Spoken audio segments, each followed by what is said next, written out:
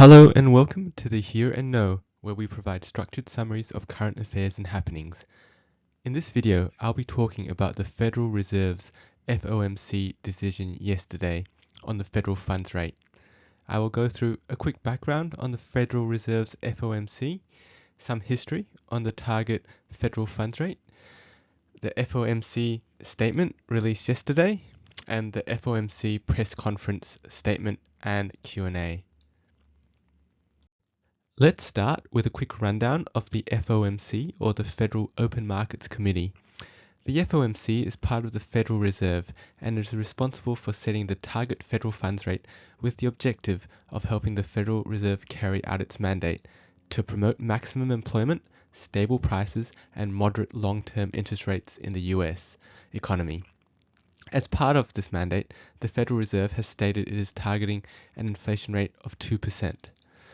The federal funds rate is the overnight interest rate that banks borrow and lend their excess cash reserves to and from each other. This rate has flow-on effects to longer-term interest rates and ultimately the wider financial markets and economy. For example, it affects mortgage rates and also stock market valuations. Generally, the FOMC meets 8 times a year to decide on the target federal funds rate. The FOMC members talk about the financial and economic situation and outlook, and once they decide on the target federal funds rate, they release both a short press statement and conduct a press conference. The press conference consists of a longer prepared statement and some Q&A with journalists. Both the shorter and longer statements are very similar to the previous meeting statements, but it is the differences that are important to note as they provide indications on what has changed in the FOMC's thinking. Lastly, to note here, at its meeting yesterday, the FOMC decided to keep the target federal funds rate at 5.25 to 5.5%. Let's quickly take a look at what the FOMC has decided in the past. You can see that at the turn of the millennium, the target rate decreased significantly as a response to the dot-com bubble bursting in 2000. As the economy took off again in the noughties, you can see the rates increase until the global financial crisis around 2008. As a result of that crisis, the FOMC lowered rates to almost zero. The target rates stayed low for most of the next decade and were starting to increase before the COVID pandemic occurred. In the face of the pandemic, the FOMC again lowered rates to near zero, but with the significant inflation caused by the pandemic, the FOMC has swiftly increased the target federal funds rate over the last 18 months to 5.25 to 5.5%, the highest level over the last 20 years. As mentioned earlier, after each meeting, the FOMC releases a short press statement that is very similar to previous statements with a few differences. However, these differences are important because they tell us what's changed in the Fed's thinking.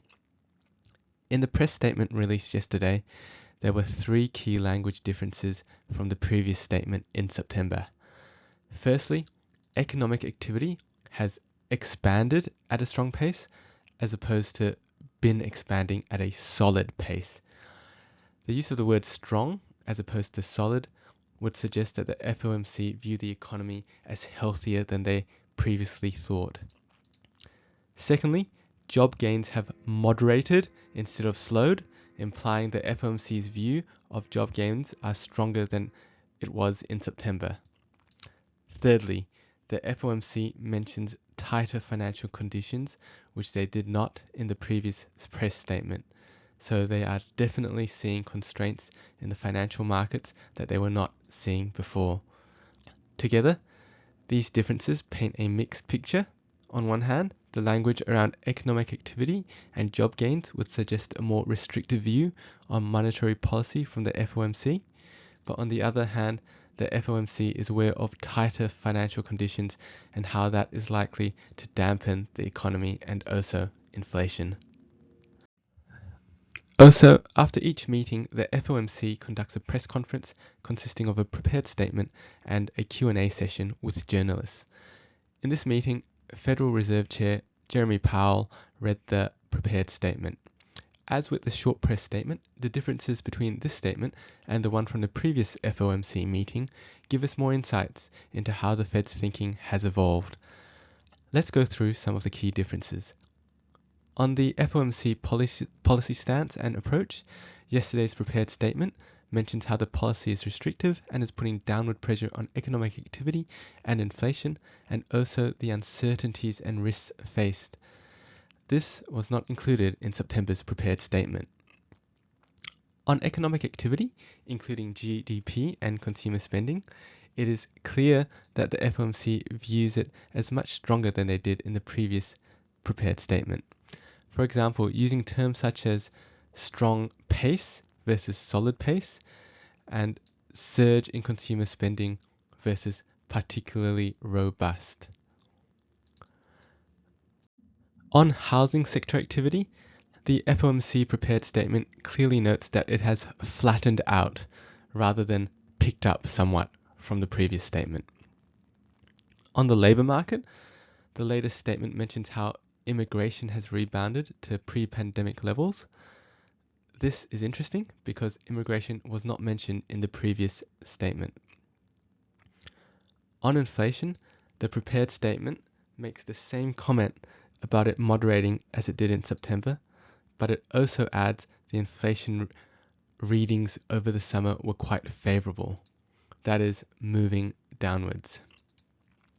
Lastly, on financial conditions, the FOMC specifically mentions how they have tightened, driven by higher longer-term bond yields. As mentioned, the FOMC conference also included a Q&A session. We've outlined a few of these question and answers which we found interesting. Please note that we've summarized the questions and answers so they are not verbatim or word for word. Firstly, Reuters asked how higher long-term bond yields impact the Fed's decision. In response, Chair Powell noted that higher long-term bond yields would be considered if two conditions were satisfied.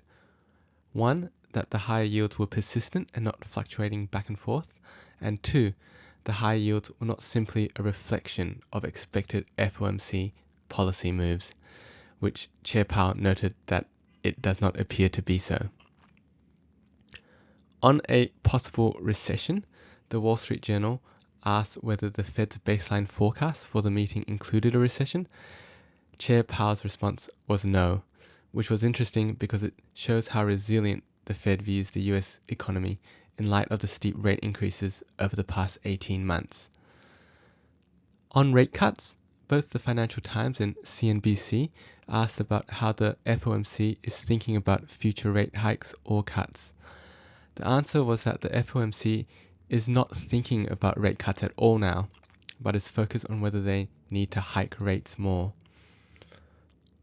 On a question from Associated Press about various macro and geopolitical factors, Chair Powell acknowledged that there were plenty of risks out there and pointed out a couple more that were not mentioned, but also noted how strong the economy and labor market is and how progress is being made on inflation.